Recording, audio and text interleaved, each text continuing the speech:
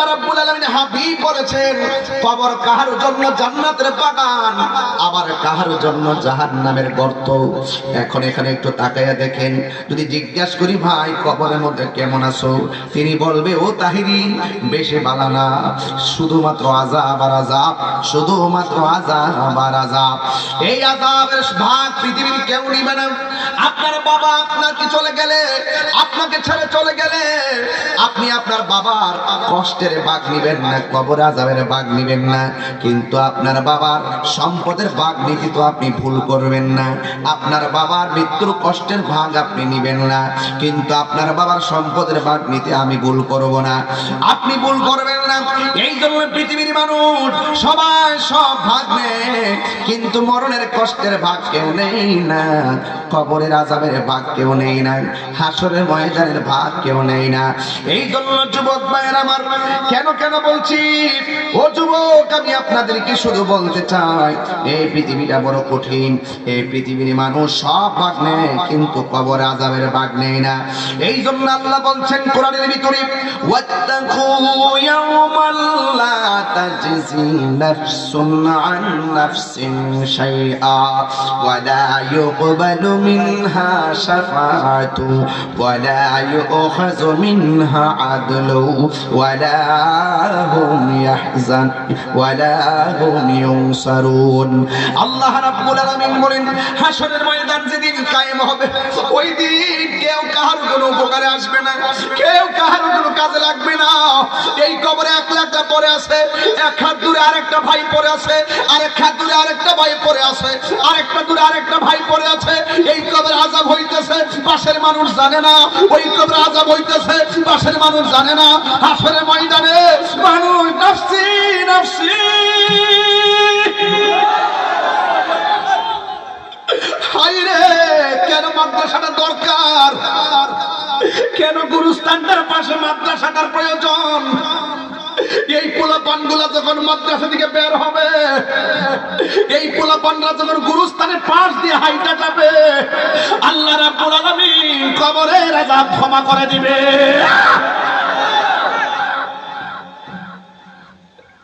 এই ছাত্রগুলো তলাবুল ইলম যখন রাস্তা দিয়ে হেঁটে যায়, আল্লাহ রাব্বুল আলামিনের ফেরেশতারা তাদের নূরের পাখাগুলো বিছায়া দেয়। এই জন্য আমার যুবক ভাইরা, হাদিস শরীফের মধ্যে পাইলাম, অসুবিধা হচ্ছে আপনাদের, আমি কিন্তু বোঝায় বলার চেষ্টা করতেছি, প্রয়োজনীয় কথা বলতেছি। হাদিস শরীফের মধ্যে পাইলাম হাসরের ময়দান যেদিন কায়েম হবে, একটা কোরআনে হাফেজ 10 জন মতন করে 20 জনকে সুপারিশ করে জান্নাতে দিতে পারবে। এখানে বলছে ওয়ালা ইউকবালু মিনহা শাফা, আল্লাহ পাক কারো কাছ থেকে শাফাআত গ্রহণ করবেন না। কিন্তু হাফেজ সাহেবদের ব্যাপারে বলা হয়েছে ওরা পরিবারের মায়ের কুল, বাবার কুল, আত্মীয়র কুল, সমাজের কুল 20 জনকে সুপারিশ করে জান্নাতে নিতে পারবে। আমি বিশ্বাস করি যারা মাদ্রাসায় টাকা দিয়ে ছাত্রদের মাথায় হাত বুলাইয়া দিতেছেন, এই হাত বৃথা যাবে না। এতিমের মাথায় হাত বুলাইয়া দিলে হাতের নিচে যত না মাথার চুল থাকবে, আমার আল্লাহ রাব্বুল আলামিন সেই পরিমাণ সওয়াব আপনার আমলনামায় দিয়ে দিবে। আমার ভাইয়েরা, আমার যুবক ভাইয়েরা, এই জন্য আমি বলবো এই ছেলেগুলোকে সম্মান করলে লস হবে না। আপনি যে খাইতেছেন 5 জনে রান্না করলে 7 জনে খাইতে পারে, কথা কোন ঠিক কিনা? তো আমল ওয়াহিদ ইয়াকফি লিল ইসনাইনে, একজনের খাবার 2 জনের জন্য যথেষ্ট। এই জন্য এই খাবারটা বৃথা যাবে না। মাদ্রাসা দান করতেছেন মনে করবেন না এই দানটা বুঝি লস হয়ে গেছে, না না। আস-সাখিউ হাবিবুল্লাহ, দানশীল ব্যক্তি হলো আল্লাহর বন্ধু। হাসরের ময়দান যেদিন কায়েম হবে, বন্ধুরে আমার,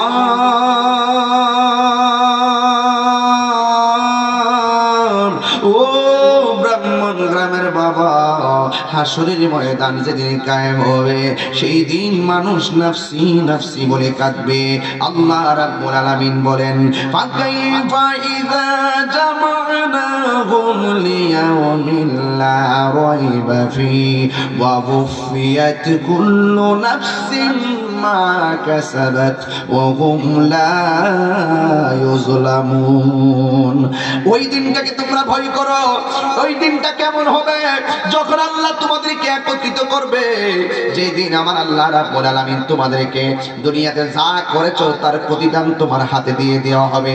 ও শুধুমাত্র তাই নয়, ওয়া হুম লা ইউযলামুন, আল্লাহ রাব্বুল আলামিন যারা পরিমাণ তোমাদের উপরে জুলুম করবে না। এই দুনিয়ায় যা করেছো হাসরের ময়দানে তাই পাবে।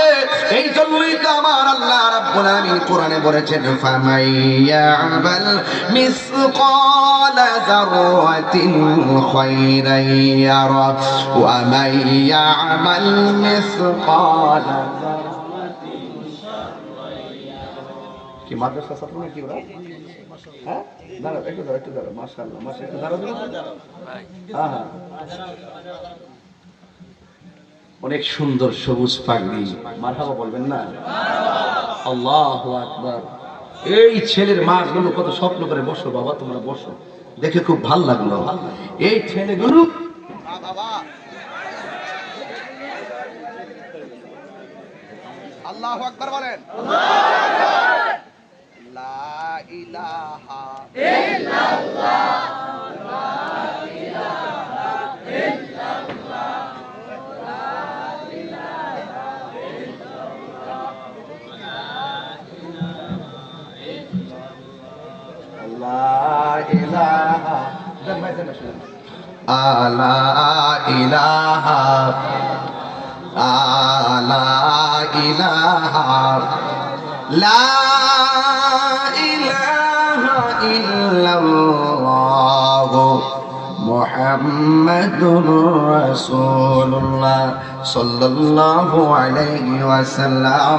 চিৎকার মেরে কন্যা সুবহানাল্লাহ। আমার কথার ভিতরে যুক্তি আছে না নাই? আমি বলছিলাম হাসরের ময়দানে সব মানুষকে যার যার প্রাপ্য বুঝে দেওয়া হবে, কিন্তু আমার আল্লাহর হাবিব বলেন ওই দিন মানুষ নাফসি নাফসি বলে কাঁদবে, কিন্তু আমার আল্লাহ 7 প্রকারের মানুষকে আরশে আজিমের নিচে ছায়া দিবে। এর মধ্যে 1 নম্বর হলো ন্যায় বিচারক। সমাজের মধ্যে যারা ন্যায় বিচার করে এদেরকে আমার আল্লাহ রাব্বুল আলামিন আরশে আজিমের নিচে ছায়া দিবে। যারা ঘুষ খায়া সরদারি করে, যারা ঘুষ খায়া ফতোয়া দেয়, তারা ছায়া পাবে না। কথা বলেন ঠিক কিনা? আমরা দেশে কিছু মৌলবী আছে টিয়া খায়া ইমান বিচ্ছানা, ঘুষ খাওরা, কথা কোন ঠিক কিনা? তারা টাকা খায়া ইমান বিচ্ছানা।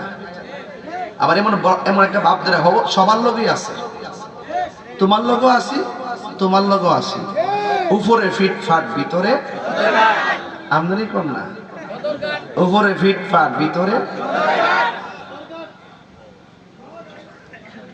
আর একটা মাওয়া গান বলি বাইরে আমাদের ইটিবালা সদরঘাট, ভিতরে সদরঘাট। ওই সদরঘাটে যেমন বহুরূপী লোক ঘুরে, এর মনের ভিতরে বহুরূপী লোক বাস করে। তোমার লোকে গেলে তুমি, আমার লোকে আইলে এর হলো মুনাফিক নাম্বার 1। ঠিক কি না বলেন? এই মুনাফিক ব্রাহ্মণ গ্রামে আছে না নাই? তবে ধরা যায় না।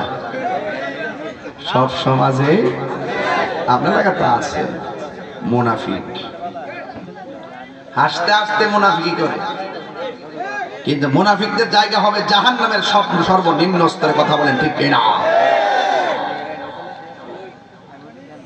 1 নম্বর হলো যারা ন্যায় বিচার করে। 2 নম্বর যাদের মনটা মসজিদে পড়ে থাকে। আর আমরা দেশের মানুষ তাদের মনটা বাজারে পড়ে থাকে।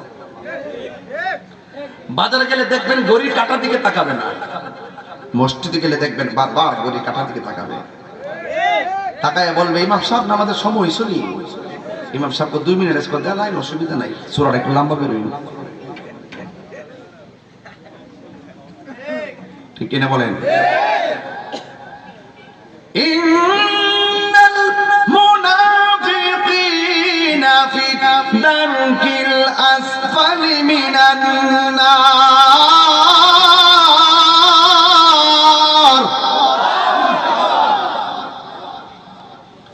মুনাফিকদের জায়গা হবে জাহান্নামের সর্বনিম্ন স্তরে, ঠিক কিনা?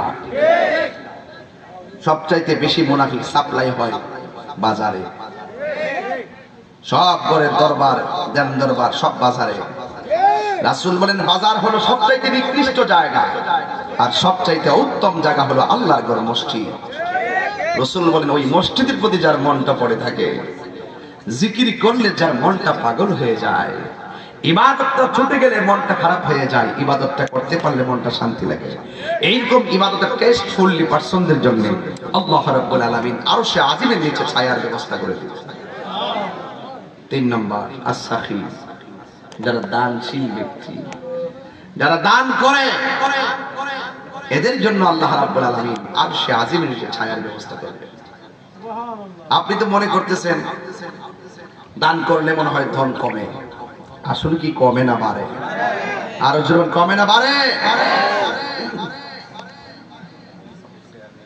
গতকাল মাহফিল ছিল নারায়ণগঞ্জ সিদ্ধিরগঞ্জ জালকুড়িতে, হাজার হাজার মানুষ। একটু শেষ বেলা কালেকশনে হাত দিয়েছি, 7 লক্ষ টাকা উঠে গেছে।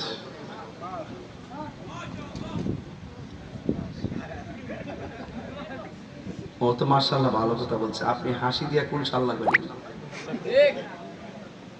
আহা কি কইতাম রে বাবা। এই মাদ্রাসাটা হোক, আমরা চাই কি চাই না?